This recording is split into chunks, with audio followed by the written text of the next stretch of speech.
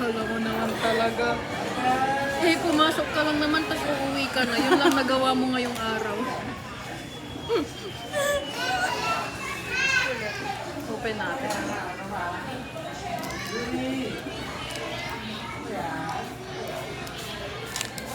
Tangina, saan pag ito, hindi si kulit.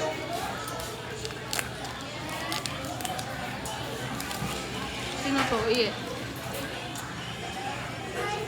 Ba't unang pumasok sa isip ko si Maloy? Duk, gago, duk. Oh my God.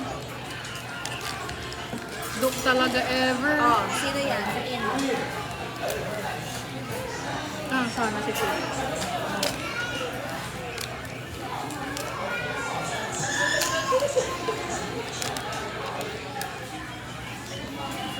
Well, ito-trade ko siya sa kuya ni Malo, ay kuya ni